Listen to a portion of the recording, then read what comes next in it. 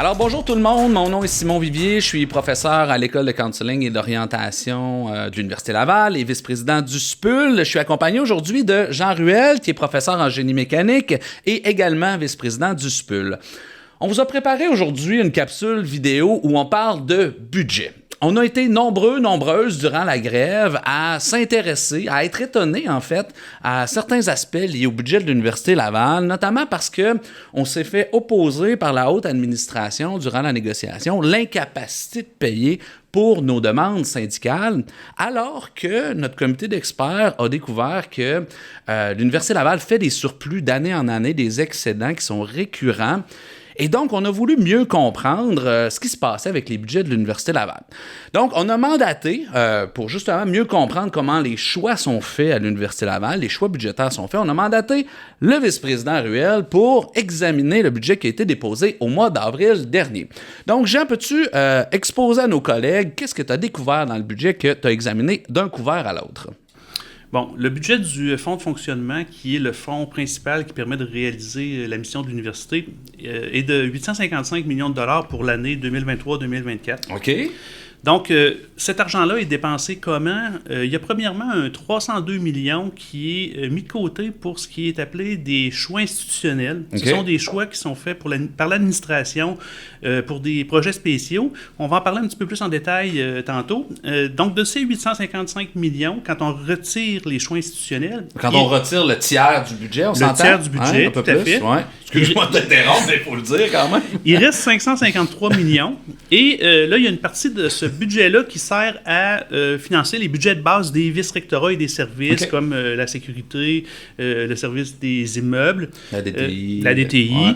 Donc, en retirant ce 113 millions-là, il reste 434 millions de dollars pour les budgets de base des facultés. Donc, l'argent du 855 millions, il reste 434 millions qui s'en va pour le fonctionnement des facultés. Comment c'est réparti entre les facultés? C'est une question qui est sensible, qui nous intéresse beaucoup. Oui, la répartition se fait au prorata des revenus qui entrent dans les facultés, puis ces revenus-là proviennent principalement de la subvention du ministère de l'Enseignement supérieur, ouais, qui finance les études des étudiants qui sont inscrits dans les différents programmes des facultés. Donc, c'est distribué au prorata là, des revenus générés par les subventions gouvernementales entre les différentes facultés. Oui. OK.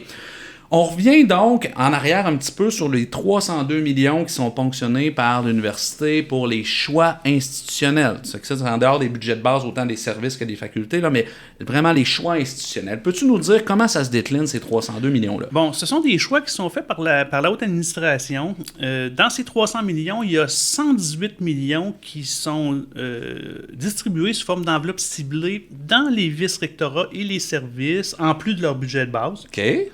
Et l'autre principal poste budgétaire de cet argent-là, c'est 105 millions qui retournent dans les facultés sous forme d'enveloppes ciblées. Donc, encore là, des choix institutionnels. Qui s'ajoutent au budget de base des facultés également, mais à partir de priorités qui ont été déterminées par l'administration. Absolument. C'est ça? OK, excellent.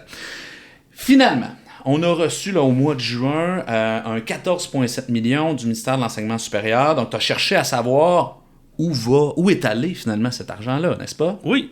Ce 14,7 millions-là de subventions, d'augmentation de subventions, on se serait attendu à ce qu'il soit attribué au budget de base des facultés. Oui, tout à fait. Mais ce qu'on constate en lisant le budget, c'est qu'il y a la moitié de ce montant-là qui va dans les vice-rectorats. Okay. Et l'autre moitié retourne effectivement dans les facultés, mais sous forme d'enveloppe ciblée plutôt que dans les budgets de base. À nouveau, selon les priorités là, établies par la haute direction. Oui, tout à fait. OK. Donc, si on synthétise, Jean, là, ton analyse t'a amené à repérer, on pourrait dire, 3 grands problèmes. C'est bien ça? Oui. Donc, le premier, dans le fond, c'est lié au mode de répartition en fonction des revenus générés, c'est ça? Oui. La formule de répartition contrevient au principe de collégialité et aussi au principe de l'université complète.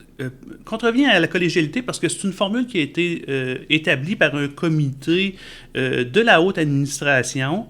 Donc, c'est pas collégial du tout.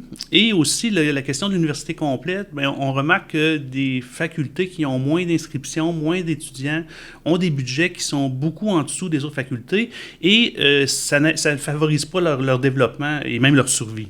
Oui, c'est ça, parce que c'est un cercle vicieux. Hein. Moins tu as d'étudiants, plus c'est difficile de pouvoir te développer. Donc, il y a plusieurs facultés qui sont vulnérabilisées de cette manière-là. Donc, deuxième problème qui est lié dans ce cas-ci aux enveloppes ciblées, n'est-ce pas? Oui, les enveloppes ciblées, ça contrevient à la fois au principe de collégialité et aussi au principe d'université complète. Bon, la collégialité, les choix institutionnels sont faits par la haute administration, donc c'est pas collégial du tout.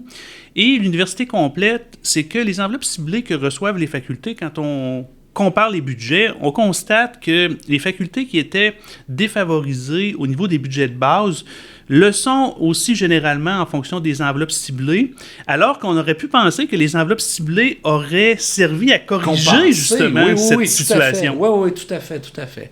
Et dernier problème, Jean, concernant le 14,7 millions qui est retourné, dans le fond, du ministère de l'Éducation vers l'Université Laval. Oui, bien, notre avis, c'est que ce 14,7 millions-là aurait dû aller dans les budgets de base des facultés parce que, tu le sais, il y a des présentations qui sont faites dans les facultés avec des scénarios préoccupants là, où les budgets peuvent être déficitaires. Puis si on avait alloué ces 14,7 millions-là au budget de base des facultés, plutôt qu'au vice-rectorat et à des enveloppes ciblées, en fait. Probablement qu'on n'aurait pas cette question-là de budget déficitaire préoccupant dont nous parlent nos membres.